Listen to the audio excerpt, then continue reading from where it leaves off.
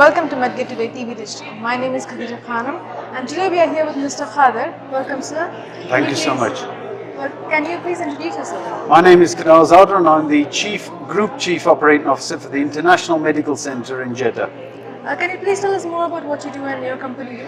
So I'm the Group Chief Operating Officer, and International Medical Center is a state-of-the-art facility that provides an exceptional quality of healthcare, and we're rated one of the highest patient experience by an independent press genie in the kingdom.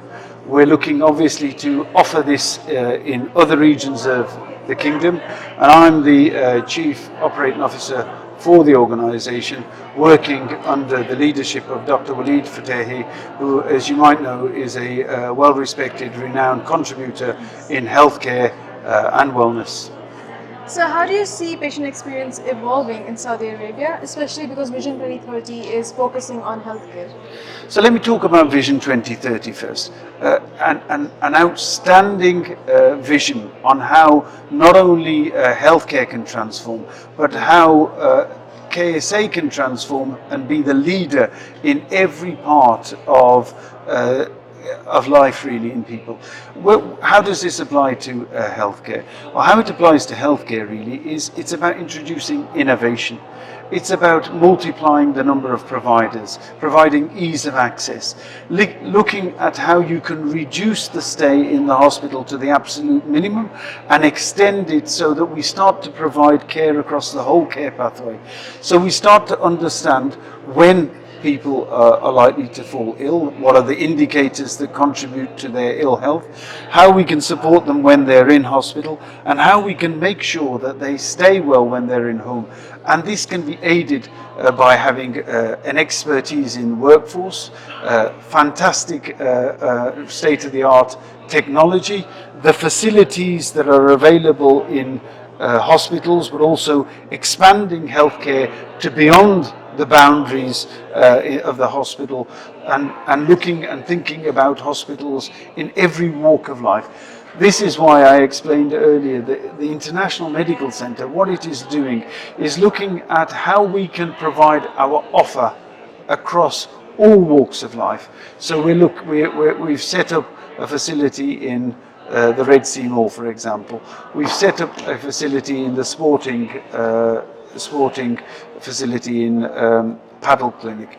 We're also got partnerships with local football groups and organisations, but we're working beyond just Jeddah at the moment. For example, we're looking at other areas that we can move into and try and offer healthcare at home, for example. So we're not focusing on a building, we're focusing on healthcare as a pathway.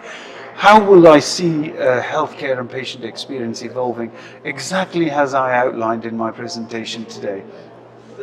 It's no longer about experience. Patient experience will become an old term, and it will become about patient trust.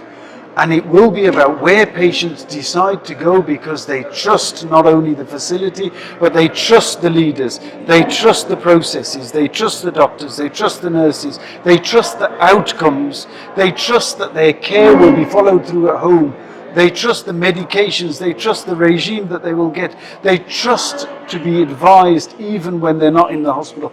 That's what patient experience will become. So what do you see the innovative strategies, particularly, that are being applied for patient experience? Well, in International Medical Health Center, for example, in Jeddah, what we're looking at is we're measuring each part of the journey, and we are changing the metrics by which we receive information from patients. So, for example, when we go and visit a patient, we make sure that not only the patient is there, but the family is there, so that we can hold counsel with them and understand how we can improve their experience with us. We make sure that prior to them entering the International Medical Center, we have everything ready for them. We understand what works for them and what doesn't work for them. We try and understand our patients as they leave and when they're likely to come in. And we're looking at not just measuring, for example, as a chief operating officer, traditionally looking at activity and performance and looking at numbers. We're interested more now in outcomes. What did it mean for this patient? The example I gave in the auditorium earlier is it's not about whether your food tastes good when you meet our hospital, because all we're assessing there is the chef and the canteen and the cafeteria. We want to know is, are we contributing to your wellness in what we feed you? Are we giving you the right foods? For example, in IMC you will not find any fizzy drinks. We do not allow them because we do not think that this is going to add to anybody's wellness, even though the margin of return might be greater. So it's these sorts of things that we're looking at. The Chief Executive Officer and Founder has developed a drink that is one of the most potent drinks for recovery to reduce inflammation, because he is focused on wellness from a broader sense. So not only are we eating well now, we're drinking well. Do you see how it becomes more than just an experience? Can you tell us, how do you see patient experience evolving in the next 5 to 10 years? I think patients will drive which hospitals succeed and which hospitals fail. So in the past, this has been a very different dynamic. Hospitals set up and then they have relationships with certain insurance providers about where, what cohort of patients they take. I think the future will be the patients will decide which hospitals survive based on whether they continue to use them or not. And I think hospitals will then work further to expand their offer beyond the hospital and look at providing healthcare at home. I think we will move to community hospitals, virtual care, care in the community, technology driven, and I think the people that will make the decisions are the patients. As I said, for many patients, they already know roughly what their diagnosis is. They want it confirmed and they want some assistance. This is a very different dynamic to what we've had in the past. So what solutions or products do your company provide? Well, at the moment, our solution and our product is our people. We believe that we can build the trust by a human interaction. We can aid the processes through AI, so we're looking at AI solutions, for example, to deal with all walks of life.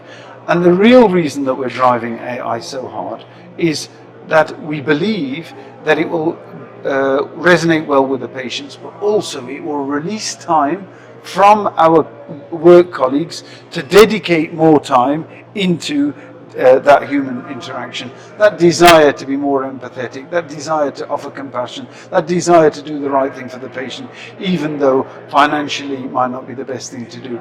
So these are the sorts of things I think that we're doing in International Medical Centre at the moment, and I think we're looking at both the IT side, but the human side, and the processes and policies that will surround that.